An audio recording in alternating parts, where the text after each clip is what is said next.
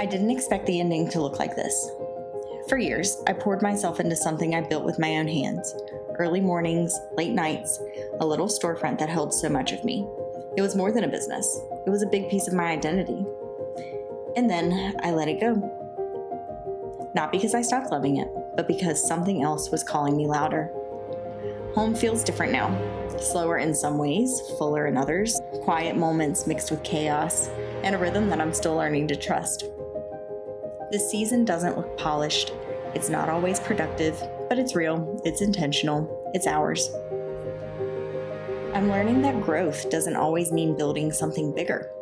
Sometimes it means rooting deeper right where you are. So here I am, starting again in a different way, sharing the beauty of what I'm finding in the in-between, the undone projects, the garden beds, the small moments that used to slip by unnoticed. This is a new kind of creating, and I'm finally ready to let you in. Hi, I'm Abby, and I guess this is officially me starting a YouTube channel. This is something that I've gone back and forth on for a long time. I think I thought like I needed a perfect, polished plan, 10-year look into the future of what this would be, and maybe I just don't. Oh man, did I leave my pruners inside? Hold on, already. I'm a wreck. Okay. Did the swing almost knock over the vases when I stood up? Yeah. So, I owned a business for 8 years in downtown Stanton, and I loved it, but we closed when I had my second son. He's my first son, but my second child. We closed the shop when I had him last year, and now I'm finally feeling just like a little bit of capacity to do something else. In my business, we made wood signs, and so I had a creative outlet every day. And if I'm being honest, I've struggled with not having a purpose. That feels so dramatic to say. I have a purpose. I'm a mother and a wife, and I'm raising my children, and that is beautiful, but it feels like all of a sudden my entire world is inside the walls of my home, and I just need a new way to connect and to release some of that creative energy. Before I keep going, these are some ratty peonies that I've had upstairs in our bedroom for about a week. More than a week. These have a pretty good vase life. I have a collection of peonies. I've got about 20 bushes. It feels like a lot of peonies to me for just like a home gardener level, but now everything is in full bloom, and so I'm replacing the ones in different places in my house. And so this is not the goal. Gosh, peonies really do explode. So let's look at what we're starting with. Okay, I'm gonna keep talking while I trim up some of these other ones, but I had to show you this is what we're getting rid of, because obviously they're done and sad. And I've got several vases here. This is the part of having my own flowers that I love, is we can easily share them. So that is part of what I'm going to be doing. I am trimming up some of these to go to my friends. We're dog sitting, and my friend's coming to pick up their dog today, so I'm going to have some flowers for them when they come, because we have, whoa, these are all just for my backyard, and so clearly we've got flowers to spare. Okay, I'm realizing I really am lethal with the swing, because I have nearly knocked over everything multiple times with it. And I like this better because now you can actually see the vase. I think that these are Sarah Barnhart peonies. I planted all of these several years ago, and I don't actually remember what all I bought. And so, we're just rolling with it. Anywho, so I'm hoping that this YouTube channel can be something where I educate people on simple ways that they can make their home better by utilizing a garden and living outside and hosting.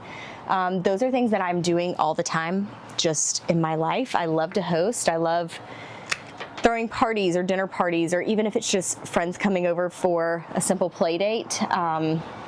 Okay, let's be real. My regular friends that come over for play dates, they don't really get anything special or fancy because, well, if you come over too much, I quit doing cute things. But you can do fun, nice things without having to spend a ton of money or having to do a ton of work. And all of these things, in my opinion, just elevate the everyday of the way that you live your life. It gets our family outside. We're big, obviously I'm a big gardener, hence the, 1,000 peonies. In doing things like gardening, we get our family outside. So I get my kids outside a lot. I'm able to enjoy being in nature. We're not just stuck inside staring at screens, and allows us to have these things where we're just more intentional. We go outside, we appreciate nature, we bring flowers in, we bring flowers to friends. And these again are just things that I enjoy doing. Hold on though. She's stunning. Isn't she beautiful? I just want to share the way that we live our life. It's not me thinking that the way I live is better than how other people live, but if you're someone who's looking for a way to make your home nicer or have better routines or do some projects around your house, I hope that I can give you some inspo for that, because those are things that I'm doing all the time, and now I'll just start sharing them.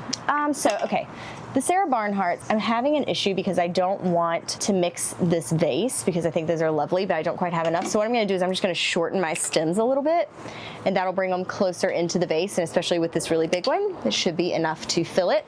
I also have a wonderful bush of just greenery, and so I'll just stick a couple of branches in there for filler. I'm actually gonna go snag a couple of those, so. Oh, see, the swing almost took out the flowers again. Hold on, I'll be back. Okay, great. So see, this is just like off of there we go. This is just off of one of the landscaping bushes that I have in the back, and it makes a great filler. It's got a wonderful vase life, and even if it's dry, like even if it was to get crusty, it's still beautiful in a vase. So I got lucky on that one because I did not plant that intentionally when we bought our house. We've been in this house for 8 years now. I just got lucky that they had some beautiful, usable filler and greens and things. And so see, that's beautiful. And I think that looks so lovely. Worth it to get up again to do an up close. Look at that. Aren't those pretty? And this is gonna be a sweet gift for my friends coming over, and it cost me $0. Like, that is just honestly so nice to be able to do. It makes it just feel like you're able to do something special more easily. The other thing I love about flowers in my yard is I love flowers in my house. So these are my favorite. This is like the flower I wait every year to be blooming, so that's why it's gonna go in the special vase. This is like my special vase. This is Moon River Peony. Huge, beautiful blooms that start like pretty ballerina pink, I would say, and then they fade to this beautiful creamy white. And I just think that they're the most beautiful thing I've ever seen. But of course, peonies being what they are, they only bloom once a year. These are my first round. I do have enough of these bushes that I'll get a couple of vases worth, but it is a short-lived season. However, if you don't plant peonies because you're like, oh, they only bloom once, or all the things, you're wrong. Peony season, like, honestly, this would be a lot to manage. I don't know if you can see the mess that I've got here from these. It would be a lot to manage if we had this all year. It's kind of like Christmas. We love Christmas. We don't want to do that level of intentionality all year long, but it does make the season lovely because it's not an all year thing. So that's exactly how I feel about peony season. We enjoy it while it's here. We wave goodbye when it's done. And in the meantime, I get beautiful flowers. Like, these are, oh, this is gonna be one that I'm not gonna add greenery to. But okay, so if you have never planted peonies or you don't know anything about peonies, peonies bloom every spring. Once they are established, these are a lazy gardener's dream, and they just come back generously, and they give you wonderful blooms year after year, even if you neglect them. I mean, you don't need to water them, you don't need to feed them. I'm in zone 6B.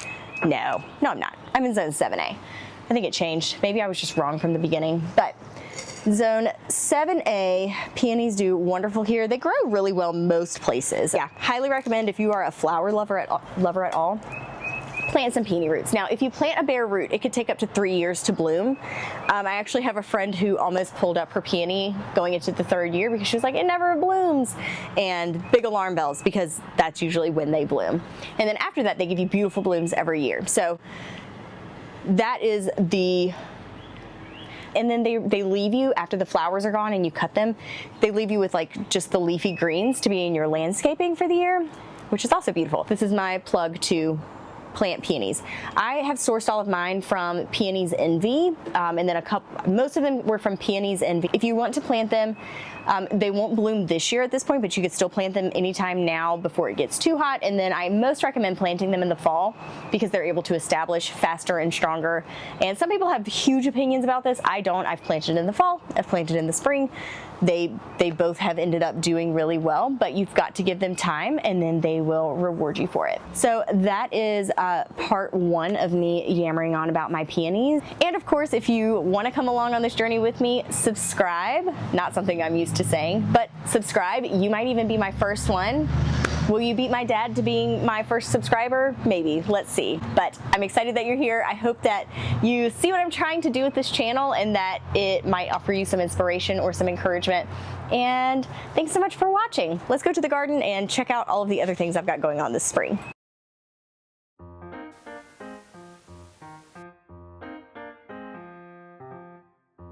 Okay, I'm not gonna lie, I just filmed a whole segment and then realized I wasn't recording, so it's fine. Peonies are the flower that I don't know why everybody doesn't just immediately plant them all over their yard. I mean, I do. It takes 3 years from a bare root for peonies to bloom, but once they do, they are a lazy gardener's dream. You never have to think about them again. They just bloom, and then they're beautiful green foliage for your season, whether you want that in your landscaping or whatever. And then you get flowers once a year, and they're beautiful. So we have a lot of peonies beside our house. Peonies can be early, mid, or late. My earlies have already bloomed. I have the Buckeye Bell and an American Beauty peony that I'll show you guys a clip of. These are my landscaping peonies. I have Lady Alexandra Duff. This is Raspberry Sunday, something like that. And then I have peonies that I have no idea what they are because I bought them when I had like a bit of a peony shopping problem. And so my friend and I, we bulk ordering them together, and then I don't remember, I don't have like an archive that I can go back and look at what it was. And so anyway, I think it's 7 bushes there, and then another 10 on my back patio. No regrets at all. But they bloom, there is no but, they're beautiful. And so I want to show you guys how stunning they are. But I'm trying to do it without showing you my entire patio because I do need to get cleaned up for we're having a small cookout for my son's first birthday. We're just having close friends over to do like just a little celebration. He's 1, but we gotta celebrate the milestone. But these are bringing me so much joy. This is every year I just look forward to the peonies blooming, and a couple of these are my favorites. I'll wait to share about those when they're actually in bloom. I have a peony upstairs. I actually cut them all off the bush. I've become a bit of a purist, and I just love a single vase with all of the same flowers in it. And I think that they're stunning.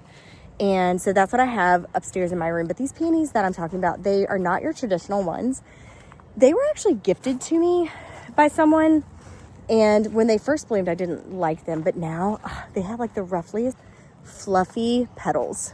And I just think they're stunning. And so it's just a note on like your taste can change because they were not my favorite at first. And now I just like think they're so interesting and beautiful every year when they bloom. Anyway, I'm going to show you guys around the garden just a little bit. I've got raised beds that were gifted to me by my in-laws, and they came and helped us build them. We put them together a few weeks ago when we still had our hero too. So that was a really sweet memory, and they're tiered. We live very much on a hill, and so the way that we did them is it makes sense with that. They're actually level, and I've got things planted out in them that I can share what we have planned. But I also just have to give the note that when I was pregnant last spring, so I was 8 and 9 months pregnant, right when it was time to get the garden cleaned up. And when you're doing that with a toddler and having a job / closing a business, the garden could not be a priority. And the weeds took over. I have like wonderful dirt, beautiful organic matter, and all the weeds just thrived. This was edge to edge, I'll put in clips, covered in weeds. And so if you're looking at my garden, like, just know she's so much better than she was. And as a mom with 2 kids, I'm proud of where it's at. I've still got a lot of cleanup to do. Actually, when I'm done filming today, I'm going to be cleaning up. But let me show you what we have growing and what I'm most excited about. And please ignore all of the junk. Okay, so here's the garden in her current state. That is a pile of weeds that I need to get up. So we're just going to get that out of the way. And these are all veggies. So I do plant flowers. Flowers are going to go all around the edges of the garden. That's where I have my herbs. In these beds, I have kind of triangles because I've got unique shaped beds. I'm going to show those again. I did a triangle layout of calendula to be a trap crop. I always want to say crop trap. That's not what it is. A trap crop. So that hopefully when my veggies grow in, everything will want the calendula and not those. So we'll see how it goes. But we've got everything in here is stuff that we actually eat.